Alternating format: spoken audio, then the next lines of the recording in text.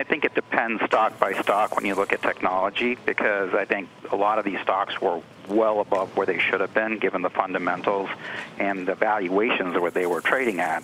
It's very rarely that I get asked to do an interview and I feel significantly different at the end of the day than I did at the beginning. At the beginning of the day, I was like, these stocks need to go down a lot more.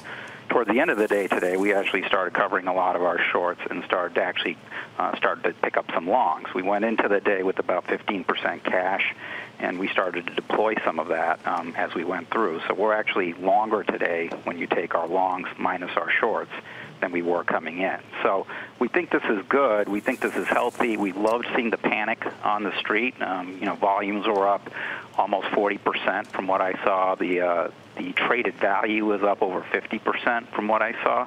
So this is a positive in my mind, because as someone mentioned earlier, when you get into earnings, you're going to see some companies, like some of these bank names that are going to report on Friday, that are going to have some pretty decent numbers. And so I think that will help. There are other sectors within tech that are exposed to things like autos from China or industrial, et cetera, where I think you're going to have some real issues. So we've been, avoiding the semiconductor space, been short it for a while. We actually ended up covering a fair bit of our shorts today, but we think the fundamentals there are going to be awful. So I think it really depends on what you're picking and what spaces you want to be in.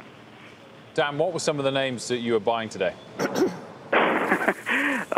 Well, I mean, some of the names that we like right now is we're trying to find names that don't have China exposure, that don't really get impacted by tariffs, et cetera. So if you look at like a name like Google, for example, the good news is they don't really get to operate in China.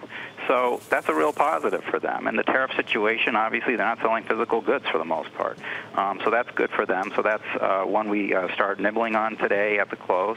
You look at, a name like Microsoft, obviously they have some China exposure, but not as much as most, given, again, there's issues with piracy, et cetera.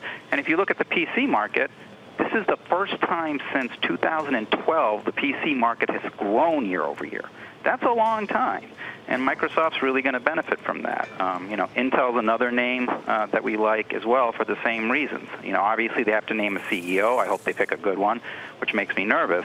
But again, you're in a market where the PC market is growing for the first time since 2012, so that's also positive. And we like the telecom stocks, like AT&T, for example, and Verizon, where we think they'll have good numbers and estimates will be able to hold and go higher. So that's some of what we're thinking about, and where we started to speculate in those types of names towards the end of the day.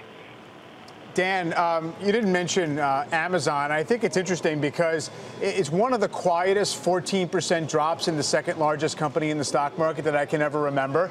All right, it's down $300 from that time it kissed $1 trillion market cap. And obviously, you had this, idea they're going to pay a $15 minimum wage and some of these news items around it. But mostly, it was just a perception issue, right? I mean, people just got too on board with, they could do no wrong. Where do you see that stock, at least as a sentiment tell for overall tech? That's a really great point, Wilfred, because when you look at it, they don't have any real business in China either. So for them, a lot of this doesn't matter. Now, I think the $15 minimum wage increase, that does matter. That's going to add, we estimate, somewhere around $1 billion to their cost structure if you look out, from when it's implemented.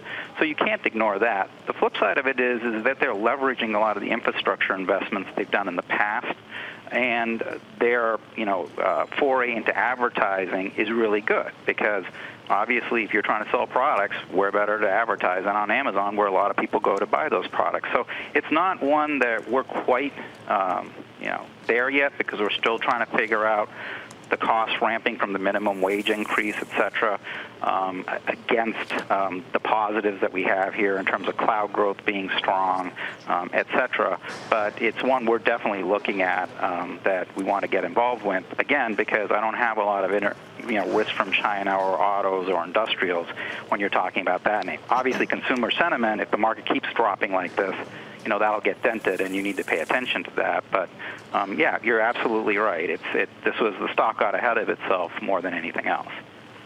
Stephanie, you own Amazon, right? I do, and it definitely did not feel good today because it is one of my larger positions. But people have looked a long time for an opportunity for a pullback in this name. And I think it is an opportunity, quite frankly. I mean, you have a lot of ways to win. Retail, AWS, advertising, I think, is underappreciated. Margins, they just showed us really good margins last quarter, so you had operating leverage as well. So the one hard part about Amazon is how to value it. But I'm looking at their total addressable market, and I actually think that there's a lot that they have in terms of growth, and there are things and end markets we don't even know that they're going to be involved in. So they're going to continue to evolve over time. Down 6% today. Dan Niles, thank you for jumping on the line and sharing some of your picks from AlphaOne Capital Partners.